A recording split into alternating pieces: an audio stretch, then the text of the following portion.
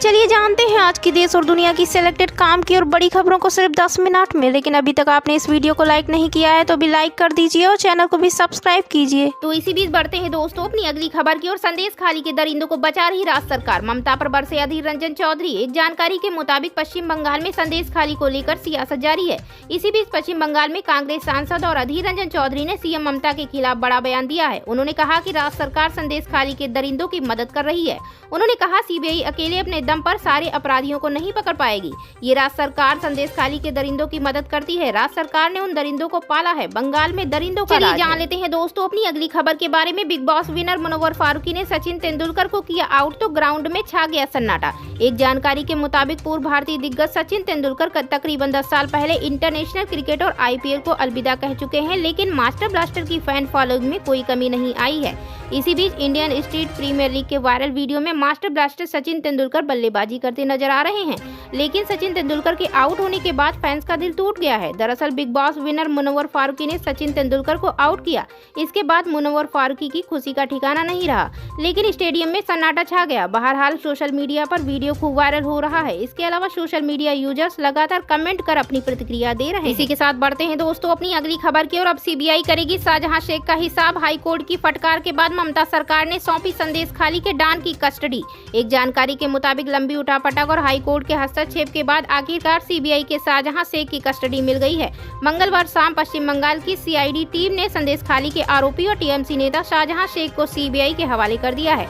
Custody में देने से पहले उसका मेडिकल परीक्षण कराया गया, जिसके बाद सीबीआई की टीम शाहजहां शेख को लेकर रवाना हो गई। इसी बीच बढ़ते हैं दोस्तों अपनी अगली खबर की और अमित शाह का महाराष्ट्र दौरा, विपक्ष पर जमकर बरसे गृह मंत्री। एक जानकारी के मुताबिक केंद्रीय गृह मंत्री अमित शाह ने विपक्षी गठबंधन Indian national development inclusive alliance में शामिल दलों पर वंशवाद को बढ़ावा देने के लिए निशाना साधते हुए मंगलवार को युवाओं से उन लोगों को वोट देने का आग्रह किया जो लोकतंत्र को मजबूत करेंगे। उत्तर महाराष्ट्र के जलगांव में बीजेपी की एक युवा रैली को संबोधित करते हुए शाह ने पूछा कि जो दल अपने संगठनों के भीतर परिवारवाद को बढ़ावा देते हैं वे देश के लोकतंत्र को कैसे मजबूत कर सकते हैं। चलिए जान लेते हैं दोस्तों अपनी अगली खबर के बारे में। बेंगलुरु में एक और विस्फोट होगा। रामेश्वरम कैफे में ब्लास्ट के बाद कर्नाटक सरकार को मिला धमकी भरा ईमेल। एक जानकारी के मुताबिक बेंगलुरु में ब्रुकफील्ड इलाके के रामेश्वरम कैफे में हाल ही में हुए ब्लास्ट के बाद कर्नाटक सरकार को बम की धमकी वाला एक ईमेल मिला है। ईमेल में धमकी दी गई कि शनिवार 9 मार्च को दोपहर 2:48 पर एक बम विस्फोट होगा। शाहिद खान नाम के एक व्यक्ति द्वारा भेजे गए ईमेल से पुलिस महकमे में हड़कंप मच गया है। साइबर क्राइम पुलिस मामले की जांच पड़ताल में जुट गई है। धमकी भरे ईमेल में कहा गया कि सार्वजनिक स्थान जैसे बसों, ट्रेनों, मंदिरों, रेस्तरां में बम प्लांट कर दिए गए हैं। साथ ही लिखा कि ब्लास्ट अंबारी उत्सव जैसे सार्वजनिक कार्यक्रम के दौरान भी हो सकता है।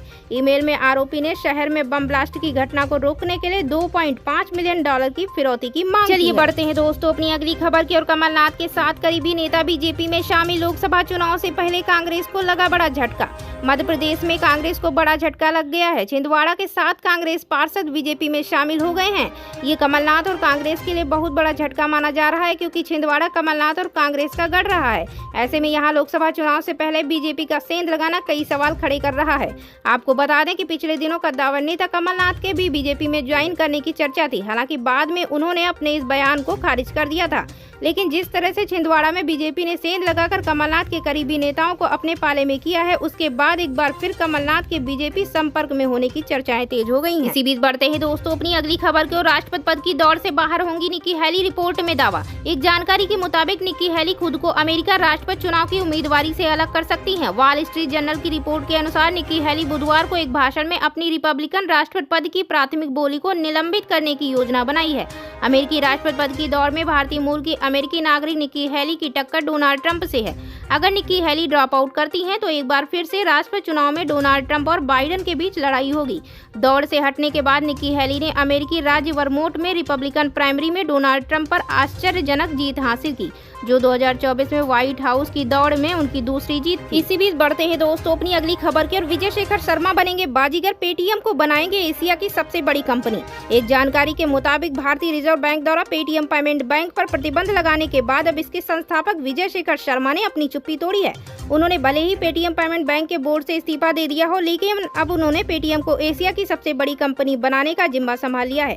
विजय शेखर शर्मा ने टोक्यो में एक कॉन्फ्रेंस के दौरान इस पूरी घटना पर अपने विचार व्यक्त किए। विजय शेखर शर्मा का कहना है कि पेटीएम इस साल नियम की चिंताओं को दूर कर लेगा और एक बार फिर जबरदस्त वापसी करेगा। तो इसी बीच बढ़ते हैं दोस्तों अपनी अगली और बहुत ही महत्वपूर्ण खबर की ओर। रूस यूक्रेन युद्ध में भारतीय ने गंवाई जान, एजेंट ने धोखा देकर पुतिन की सेना में करवा दिया था भर्ती। एक जानकारी के मुताबिक रूस यूक्रेन युद्ध में हैदराबाद के एक शख्स की मौत हो गई है। शख्स की पहचान मोहम्मद असफान के रूप में हुई है, जो रूसी सेना में सहायक के रूप में काम कर रहा था। बताया जा रहा है कि उसे उसके एजेंट ने धोखे से रूसी सेना के साथ लड़ने के लिए सहायक के रूप में भर्ती किया था।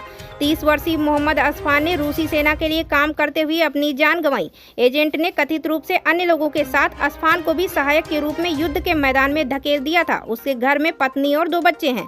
रूस में भारतीय एम्बेसी ने एक बयान में कहा, हमें एक भारतीय नागरिक श्री मोहम्मद असफान की दुखद मृत्यु के बारे में पता चला।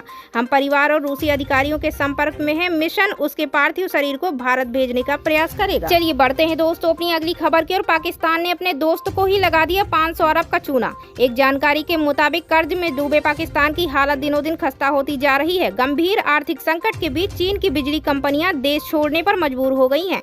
पाकिस्तान और चीन दोनों देश एक दूसरे को अपना खास दोस्त मानते हैं, लेकिन अब दोनों की दोस्ती पर संकट मंडरा रहा है। कंगाल हो गया पाकिस्तान अब चीन के लिए मुसीबत बन गया है। पाकिस्तान की सरकार ने चीनी कंपनियों का करीब 500 अरब रुपए का कर्ज नहीं लौटाया है। इसकी वजह से चीन के राष्ट्रपति भी कई बार पाकिस्तान की सरकार को झाड़ चुके हैं। पाकिस्तान में चीन की बिजली कंपनियों ने अरबों डॉलर का निवेश कर रखा है, लेकिन अब उसका पैसा नहीं लौटा रहा है। तो इसी बीच बढ़ते हैं दोस्तों अपनी अगली खबर की ओर। संदेश खाली के दरिंदों को बचा रही राज्य सरकार, ममता पर बरसे अधीर रंजन चौधरी। एक जानकारी के मुताबिक पश्चिम बंगाल में संदेश खाली को लेकर सियासत जारी है। इसी बीच पश्चिम बंगाल में कांग्रेस सांसद और अधीर रंजन चौधरी ने सीएम ममता के खिलाफ बड़ा बयान दिया है। उन्होंने कहा कि राज्य सरकार संदेश खाली के दरिंदों की मदद कर रही है।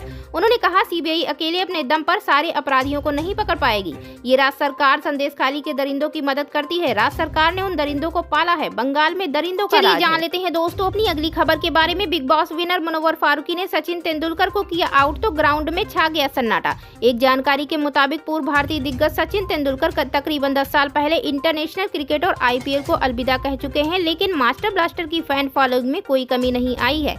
इसी बीच इंडियन स्ट्रीट प्रीमियर लीग के वायरल वीडियो में मास्टर ब्लास्टर सचिन तेंदुलकर बल्लेबाजी करते नजर आ रहे हैं, लेकिन सचिन तेंदुलकर के आउट होने के बाद फैंस का दिल टूट गया है। दरअसल Bigg Boss winner Munawar Faruqui ने सचिन तेंदुलकर को आउट किया। इसके बाद मुनव्वर फारूकी की खुशी का ठिकाना नहीं रहा, लेकिन स्टेडियम में सन्नाटा छा गया। बहरहाल सोशल मीडिया पर वीडियो खूब वायरल हो रहा है। इसके अलावा सोशल मीडिया यूजर्स लगातार कमेंट कर अपनी प्रतिक्रिया दे रहे हैं। इसी के साथ बढ़ते हैं दोस्तों अपनी अगली खबर की ओर। अब सीबीआई करेगी शाहजहां शेख का हिसाब। हाईकोर्ट की फटकार के बाद ममता सरकार ने सौंपी संदेश खाली के डॉन की कस्टडी। एक जानकारी के मुताबिक लंबी उठापटक और हाईकोर्ट के हस्तक्षेप के बाद आखिरकार सीबीआई के शाहजहां शेख की कस्टडी मिल गई है। मंगलवार शाम पश्चिम बंगाल की सीआईडी टीम ने संदेश खाली के आरोपी और टीएमसी नेता शाहजहां शेख को सीबीआई के हवाले कर दिया है। कस्टडी में देने से पहले उसका मेडिकल परीक्षण कराया गया, जिसके बाद सीबीआई की टीम शाहजहां शेख को लेकर रवाना हो गई। इसी बीच बढ़ते हैं दोस्तों अपनी अगली खबर की ओर। अमित शाह का महाराष्ट्र दौरा, विपक्ष पर जमकर बरसे गृह मंत्री। एक जानकारी के मुताबिक केंद्रीय गृह मंत्री अमित शाह ने विपक्षी गठबंधन Indian national development inclusive alliance में शामिल दलों पर वंशवाद को बढ़ावा देने के लिए निशाना साधते हुए मंगलवार को युवाओं से उन लोगों को वोट देने का आग्रह किया जो लोकतंत्र को मजबूत करेंगे। उत्तर महाराष्ट्र के जलगांव में बीजेपी की एक युवा रैली को संबोधित करते हुए शाह ने पूछा कि जो दल अपने संगठनों के भीतर परिवारवाद को बढ़ावा देते हैं, वे देश के लोकतंत्र को कैसे मजबूत कर सकते हैं। चलिए जान लेते हैं दोस्तों अपनी अगली खबर के बारे में। बेंगलुरु में एक और विस्फोट होगा। रामेश्वरम कैफे में ब्लास्ट के बाद कर्नाटक सरकार को मिला धमकी भरा ईमेल। एक जानकारी के मुताबिक बेंगलुरु में ब्रुकफील्ड इलाके के रामेश्वरम कैफे में हाल ही में हुए ब्लास्ट के बाद कर्नाटक सरकार को बम की धमकी वाला एक ईमेल मिला है। ईमेल में धमकी दी गई कि शनिवार 9 मार्च को दोपहर 2:48 पर एक बम विस्फोट होगा। शाहिद खान नाम के एक व्यक्ति द्वारा भेजे गए ईमेल से पुलिस महकमे में हड़कंप मच गया है। साइबर क्राइम पुलिस मामले की जांच पड़ताल में जुट गई है। धमकी भरे ईमेल में कहा गया कि सार्वजनिक स्थान जैसे बसों, ट्रेनों, मंदिरों, रेस्तरां में बम प्लांट कर दिए गए हैं। साथ ही लिखा कि ब्लास्ट अंबारी उत्सव जैसे सार्वजनिक कार्यक्रम के दौरान भी हो सकता है। ईमेल में आरोपी ने शहर में बम ब्लास्ट की घटना को रोकने के लिए $2.5 मिलियन की फिरौती की मांग की है। चलिए बढ़ते हैं दोस्तों अपनी अगली खबर की ओर। कमलनाथ के 7 करीबी नेता बीजेपी में शामिल। लोकसभा चुनाव से पहले कांग्रेस को लगा बड़ा झटका। मध्य प्रदेश में कांग्रेस को बड़ा झटका लग गया है। छिंदवाड़ा के 7 कांग्रेस पार्षद बीजेपी में शामिल हो गए हैं। ये कमलनाथ और कांग्रेस के लिए बहुत बड़ा झटका माना जा रहा है, क्योंकि छिंदवाड़ा कमलनाथ और कांग्रेस का गढ़ रहा है। ऐसे में यहाँ लोकसभा चुनाव से पहले बीजेपी का सेंध लगाना कई सवाल खड़े कर रहा है। आपको बता दें कि पिछले दिनों कद्दावर नेता कमलनाथ के भी बीजेपी में ज्वाइन करने की चर्चा थी। हालांकि बाद में उन्होंने अपने इस बयान को खारिज कर दिया था। लेकिन जिस तरह से छिंदवाड़ा में बीजेपी ने सेंध लगाकर कमलनाथ के करीबी नेताओं को अपने पाले में किया है, उसके बाद एक बार फिर कमलनाथ के बीजेपी संपर्क में होने की चर्चाएं तेज हो गई हैं। इसी बीच बढ़ते ही